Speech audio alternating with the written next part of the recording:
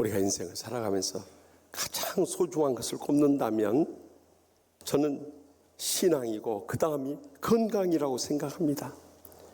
왜냐하면 건강을 잃어버리면 다 잃어버리기 때문이에요. 그래서 옛말에 물질을 잃는 것은 조금 잃는 것이요, 명예를 잃는 것은 많이 잃는 것이요, 건강을 잃는 것은 전부 다 잃는 것이라고 하지 않았습니까?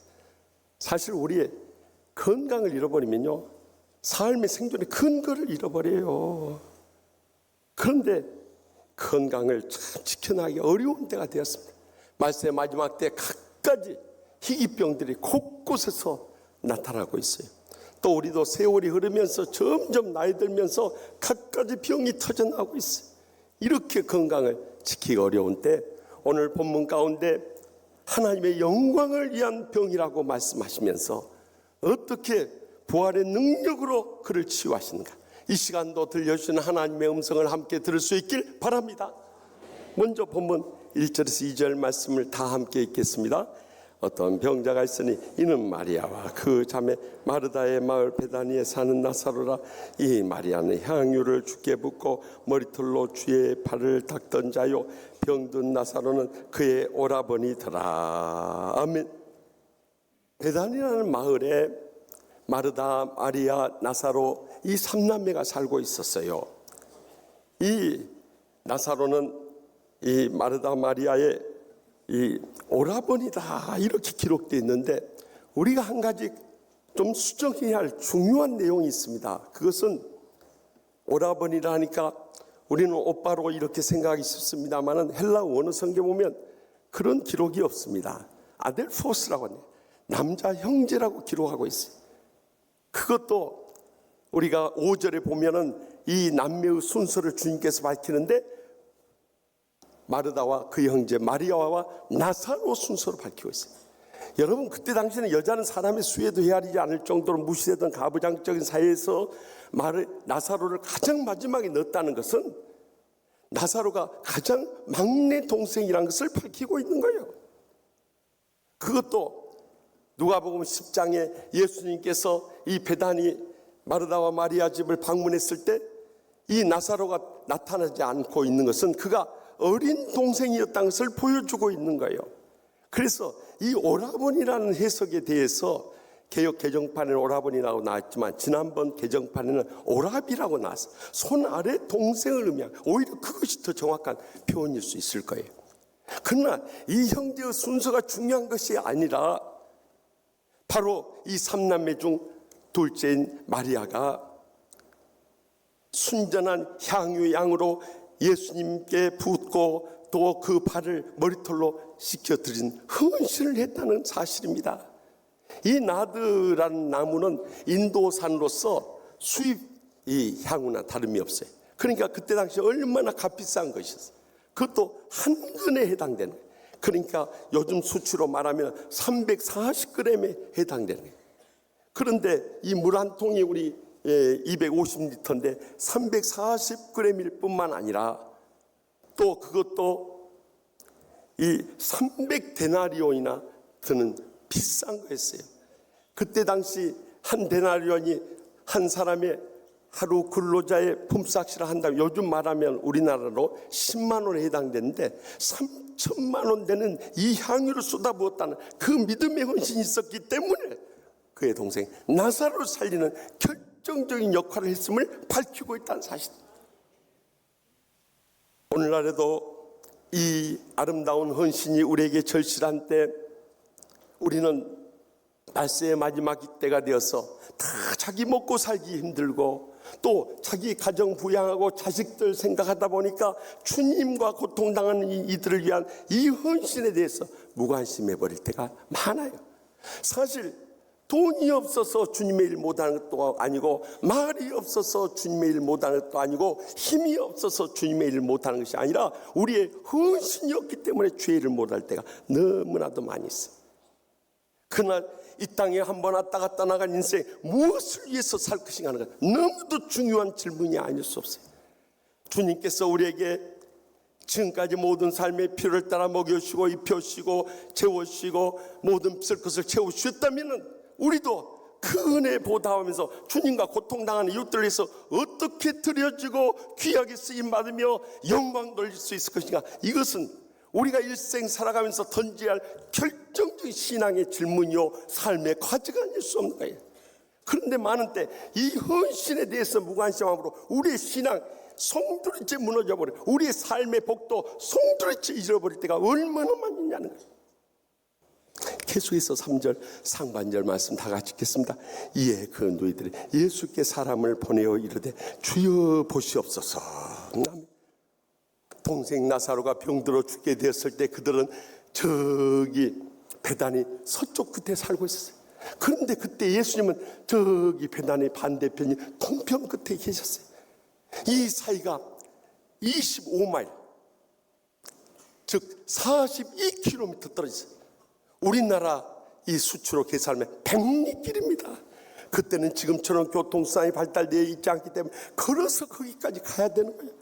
그것도 뜨거운 열대 날씨에 사막길을 헤치면서 그 걸어간다는 것이 얼마나 힘들었겠어요. 그럼에도 불구하고 이 동생 나사로를 살리기 위해서는 그 길밖에 없다고 했어요. 예수님만이 치유하고 회복하고 살릴 수 있다고 믿었기 때문에 사람을 보내서라도 주여 보시옵소서, 사랑하는 자가 병들어 죽게 되었나이다 하고 사정하며 간구하지 않을 수 없었던 것입니다. 오늘날 있어서도 우리의 삶 가운데 어려운 일들이 얼마나 많이 있습니까? 이 어려운 일을 당할 때 하나님의 도우심을 받는 것이 바로 기도하고 간구하는 거예요.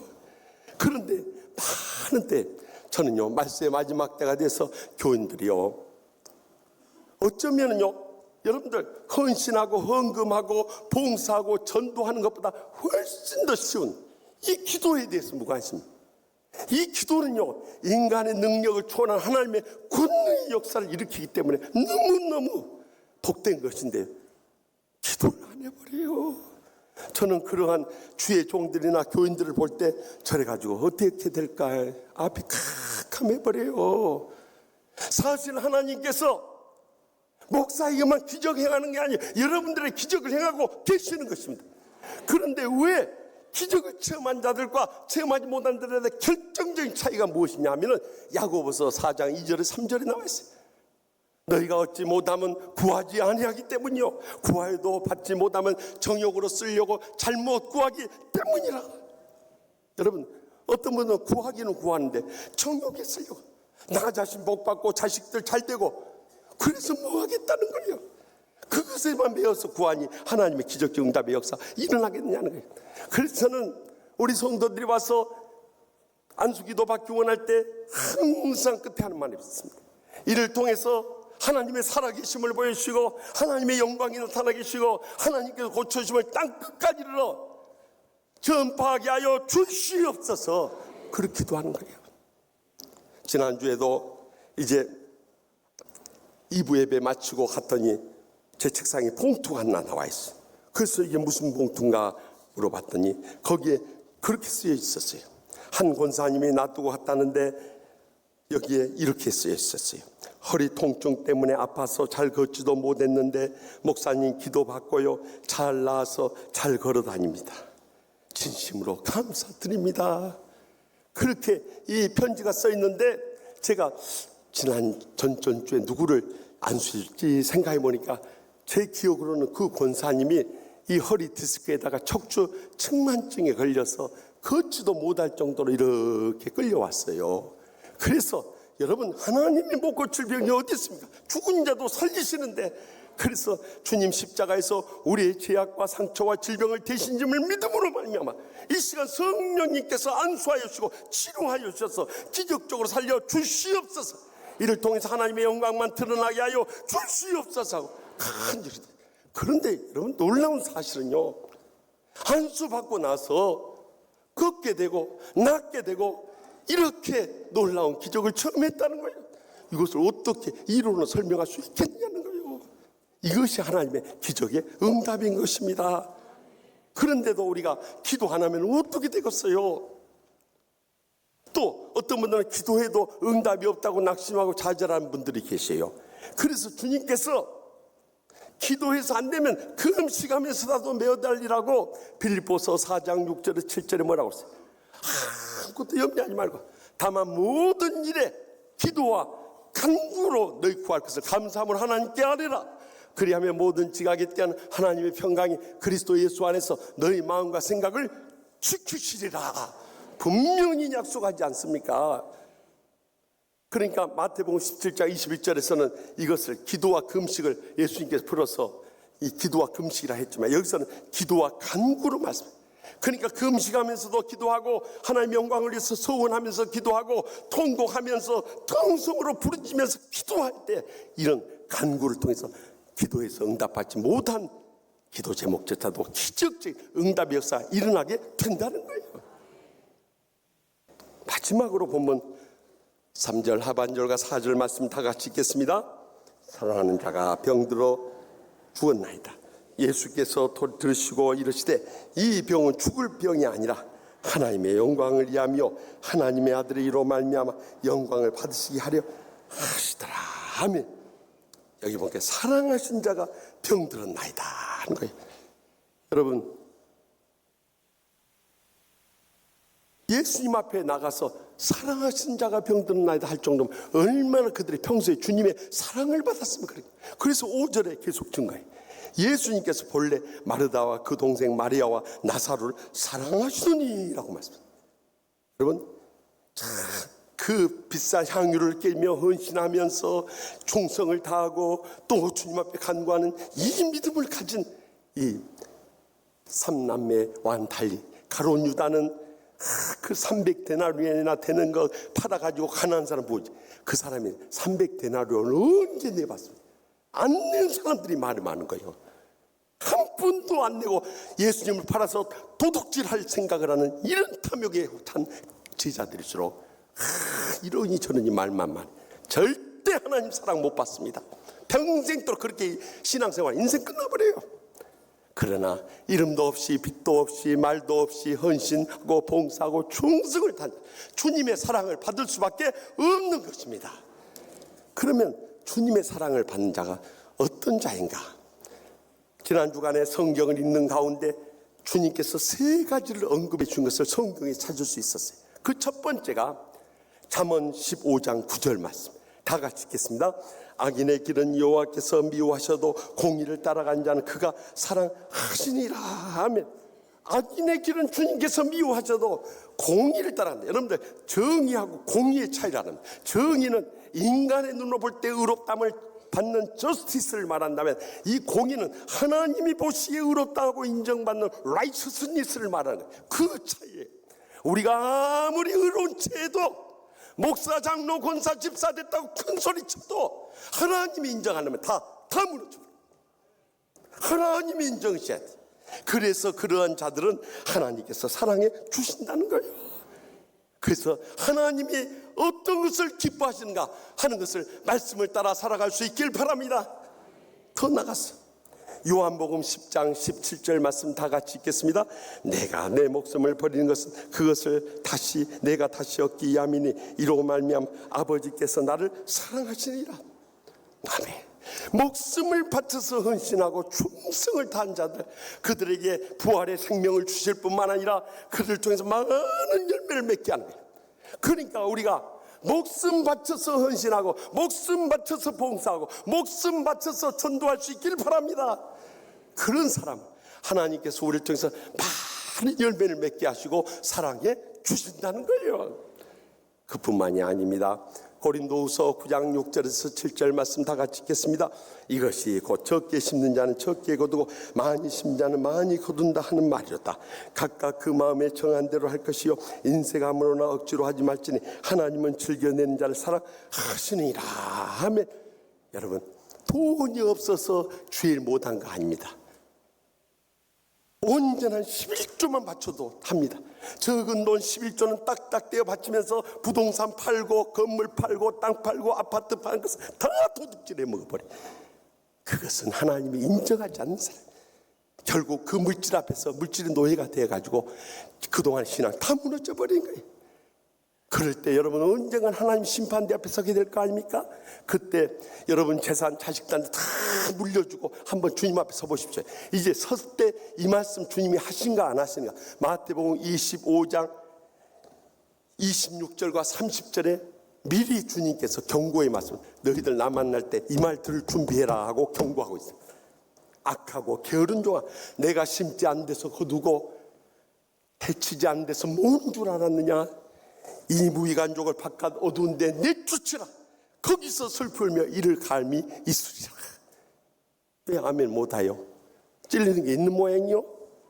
여러분, 자식들한테 다 물려주고 한 사람은 하나님의 심판대 앞에 이 고난을 당해. 그러나 나누고 베풀고 바치고 있는 거 다 떨어져 갈 때 주님 부르시고 주님 앞에 서게 될 때 주님께서 마태복음 25장 21절과 23절에 2달란트 맡은 자 5달란트 맡은 자들에게 약속하신 것처럼 이렇게 말씀하십니다. 잘하였도다 착하고 충성된 종아, 내가 적은 일에 충성했으며 많은 것을 내게 맡기는 내 주인의 즐거움에 참여할지어다. 너를 위해서 이렇게 귀한 하늘의 상급과 면류관이 예비되어 있노라 하면서 모두 다 칭찬하고 격려하고 축하하는 그날 꼭 다가오게 될 것입니다. 그것은 여러분의 여생뿐만이 아닙니다. 자손들 통해서까지 그대로 응답되고 열매 맺게 될 줄 믿으시기 바랍니다. 작년에 이 세브란스 병원에서 사실 2차례 제가 가서 말씀을 전했어요. 직원들과 이 간호사들이 아주 많더라고요. 그중에 크리스찬들이 전부 모여서 예배를 드리는데, 예배를 드리고 났더니 이 세브란스 병원 원장실로 모시고 가서 이제 같이 다과를 하면서 그 이철 부원장님이 세브란스 병원을 대표해서 쓴 책인 세브란스 드림 스토리라는 이 책을 선물로 주셨어요. 사실 제 서재에 꽂아놨다가 지난 주간에 말씀을 준비하다가 세브란스가 딱 감동이 떠올라요. 그래서 그 책을 찾아가지고 읽기 시작을 했습니다. 한 아이가 1836년 미국 오하이오주 클리블랜드에서 태어났는데 태어나기 한 달 전에 아버지가 세상을 떠났어요. 유복자가 돼버린 거요. 그래서 어머니가 이 낳게 된 아들을 데리고 외가에 가서 길렀어요. 생활이 너무 어렵기 때문에 대학도 지나가지 못하고 18살 때 이 내셔널 커머셜 뱅크라고 하는 은행에 취직을 돼서 거기서 열심히 믿음으로 일하고 있었어요. 그런데 그곳에 거래하던 락펠러라고 하는 한 청년을 만났는데 그가 스탠다드 석유회사를 찾는데 같이 동업하지 않겠냐고. 그래서 거기에 투자를 하게 돼가지고 대박을 터뜨려버리니까 큰 부자가 거부가 돼가지고 그의 고향 클리블랜드에 들어와서 이제 남은 생에 먹고 살 수 있는 거 있으니까 내가 남은 생에 하나님 주신 물질을 가지고 교회 세우고 학교 세우고 병원 세우면서 주의를 해야겠다 하면서 선교적 사명을 감당해 왔어요.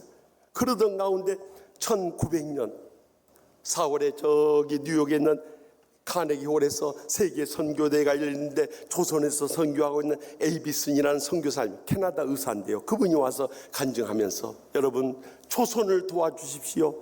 조선에는 지금 간호사 한 명도 없습니다. 저 혼자 가서 환자들 돌보는데 의약도 없고 의료 기술도 없고 또 의료 장비도 없습니다. 여러분 조선을 불쌍히 여기시고 이 의료 선교할 수 있도록 도와주십시오. 그때 세브란스가 62세 되던 때예요. 너무너무 불쌍한 마음이 들었어요. 그래서 바로 즉석에서 약속을 했어요. 5만 5천 불.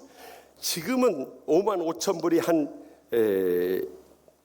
7천만 원 정도밖에 안 되는 돈입니다만은 그때 당시는 막 70억이 넘는 돈이었거든요. 그에게 헌금을 에이비슨 선교사를 통해 줘서 우리 선교사님들에 의해서 시작됐던 광해원 제중원의 전통을 이어받아서 세브란스 병원이 세워지게 된 거예요. 그리고 그 뒤로 계속해서 그의 여생뿐만 아니라 자손들까지 해서 그때 작년에 제가 갔을 때 1,500억 원을 지금까지 세브란스 가문에서 후원해가지고 헌금해 줬다고 그 책 가운데 나와 있는 거예요. 얼마나 바로 이 사람이 루이스 헨리 세브란스 장로님이셨던 거예요. 얼마나 감동적인 생애를 살았어요. 그는 평소에 물질의 주관자는 하나님이십니다. 제 돈이 아니라 하나님의 돈이기 때문에 하나님 쓰시겠다면 언제든지 내놓을 수밖에 없습니다. 받는 사람보다 주는 사람이 더욱더 행복하고 축복됩니다. 그 일생 이렇게 바치고 나누고 베풀면서 살다가 75세 되었을 때 어느 날 너무 힘이 들어서 쓰러지셨는데 그대로 하늘나라 들어갔어요. 여러분, 더 충격적인 사실은 그의 이름으로 집 한 채가 없었다는 사실이, 그리고 그의 주머니에 그가 도와줘야 할 필리핀 세부 학교, 중국의 체프병원, 항주의 유니언 학교, 또 태국의 치앙마이 학교 등 그가 도와줘야 할 곳들의 이름이 가득 적혀 있었어요. 근데 그 책 앞에 표지에 이렇게 써요. 나도 누군가에게 세브란스가 되고 싶다. 그 말이 가슴에 뜨겁게 와닿는다. 여러분, 한 번 왔다 갔다 나가는 인생, 우리도 세브란스 뒤를 이어서 주님 앞에 바치고 나누고 베푸는 일에 인색하지 않고 기쁨으로 즐겁게 일을 이뤄갈 수 있을 때, 하나님 아버지께 지난날 나사로를 살렸던 것처럼 우리를 하나님의 영광이 이르는 병에서 살려주시고 기적적으로 우리를 통해서 사랑받는 자로서 영광 거두실 줄 분명히 믿습니다. 저는 목회를 하면서 정말 우리 교회 그런 성도들이 많이 있음을 위해서 감사드립니다만, 지난 주일 3부 예배 때 우리가 세례 입교식을 가졌는데, 세례 입교식을 한 다음에 78세 성도님이 나와서 간증을 했습니다. 저는 그때도 뜨거운 감동을 느꼈습니다. 이분이 부인이 권사님인데 예수 믿는 걸 그렇게 싫었대요. 그래서 아내가 교회 나간 게 그렇게 미워 보였어요. 그래서 정신적으로, 언어적으로, 신체적으로 폭력을 하면서 막 학대하고 핍박을 가했대요. 그런데도 아내는 끊임없이 당신이나 같이 예수 믿고 우리가 천국에 가야 되지 않냐고 막 눈물로 사정하는 거예요. 그러던 가운데 그가 뇌졸중으로 쓰러져 버린 거예요. 급히 권사님의 연락을 받고 예수님 안 믿고 뇌졸중에 있다가 세상 떠나버린다면 그 영혼을 영영 잃어버리잖아요. 그래서 교구 목사님 또 목장 식구들하고 가서 간절히 기도해서, 하나님 아버지, 예수 믿고 세상 떠나, 그러니까 그의 의식을 살려줄 뿐만 아니라 병원에서는 이제 장애가 일어날 수밖에 없다고 하는데 기적적으로 건강 회복시켜 주셔서 하나님의 뜨거운 은혜를 체험하고 주님 앞에 나오게 하여 주시옵소서 간절히 기도했어요. 그런데 하나님께서 우리를 불쌍히 여기시고 기적적으로 응답해 주셔서 그가 뇌졸중에서 회복되었을 뿐만 아니라 신체 어떤 장애도 없이 회복될 수 있었어요. 그래서 그의 삶에 변화가 일어나는가 했더니 술, 담배는 끊었는데 교회는 안 나와버린 거예요. 그리고 그가 평소에 늘 즐겼던 화투 치는 데는요, 하여튼 밤이고 낮이고 화투 치는 자리라면 때를 얻든지 못 얻든지 힘써서 달려간 거예요. 그래 버리니 권사님 마음이 어떻겠어요? 저렇게 살려놓으니까 이제는 또 건강해지고 화투치네 열심히 나고 있는 힘을 다하고 목숨을 다하고 정성을 다해서 화투를 쳐버리니 어떻게 되겠냐 이 말이에요. 결국 하나님께서 다시 한번 그를 사랑으로 채찍질해서 이제는 화투 치는데 못 가도록 발목을 골절을 시켜버려요. 결국 다리가 부러져, 이 계단에서 내려오다가 굴러가지고 다리가 부러져 버려요. 그런데 그때 비로소 하나님의 음성이 들려오더랍니다. 난 너를 위해서 십자가에 죽기까지 사랑해. 너는 언제까지 내 사랑을 외면하고 주님을 떠나 살려느냐. 그 성령님의 강렬한 감동 앞에 더 이상 거부할 수 없다. 그래서 그때 비로소 내가 살아난 것만 해도 감사하고 건강한 것 감사한데 이렇게 계속해서 세상에 빠져서 못 나오니까 하나님 이제는 그런 곳에 못 가도 발목을 부러서라도 나를 붙잡아 주시거나, 그 십자가의 사랑에 감사하고 감격하면서 천부의 의지 없어서 손들고 옵니다. 주 나를 외면하시면 어리 가질까. 내 죄를 씻기 위하여 피 흘려주시니 곧 회개하는 마음으로 주께로 옵니다 하고 주님 앞에 나온 거예요. 그래서 작년부터 교회에 나오기 시작했는데 교회에 나오는 것이 그렇게 즐겁고, 또 교회 그 첫날 온 날부터 눈물 없이 예배를 못 드렸대. 날마다 감사와 감격 속에 신앙생활하게, 천국을 체험하면서 신앙생활을 하게 된 거예요. 그런데 치매가 오기 시작하더랍니다. 이제 80이 다 되니까 가물가물해지죠. 그러나 그의 고백이 더 감동. 내가 치매가 와서 세상 것 다 잃어버린다. 주님만 잊지 않는다면 난 더 이상 바랄 것이 없습니다. 내게 치매가 와서 내가 모든 걸 다 잊어버린다 할지라도 주님만 잊지 않다면 난 더 이상 바랄 것이 없습니다. 이 치매조차도 주님께서 치유해 주실 줄 믿습니다. 제가 그 간증을 듣는데요, 눈물이 하얘버렸어요. 여러분, 우리가 가는 십자가 길이 아무리 멀고 험난해서 때로는 가슴 아프고 눈물 나고 쓰러지고 엎어질 때가 있지만, 그때도 이런 성도한 사람들을 발견하게 될 때마다 주님이 얼마나 가슴에 위로의 불을 붙이고 새 힘을 얻게 하고 주님 바라보면서 힘을 내서 일어날 수 있도록 해주죠. 사랑하는 성도 여러분, 우리의 삶 가운데 끊임없이 병은 닥쳐올 것입니다. 또 병원에서 쓰러지고 또 고통에 있는 분들도 많이 있을 겁니다. 그러나 그것이 하나님의 영광을 위한 병이란 것을 잊지 않고 무엇보다도 주님을 위해서 헌신할 수 있길 바랍니다. 어려움 속에 주님께 간구할 수 있길 바랍니다. 주님의 사랑받는 자로서 일어설 수 있길 바랍니다. 그럴 때 성령께서 우리를 기적적으로 치유하실 뿐만 아니라 우리 일생도록 살아 역사하시고 주님 배우는 그 마지막 순간까지 끝까지 붙잡아 주시고 복되게 하여 주시고 귀하게 쓰시고 크게 영광 거두실 줄 확실히 믿습니다.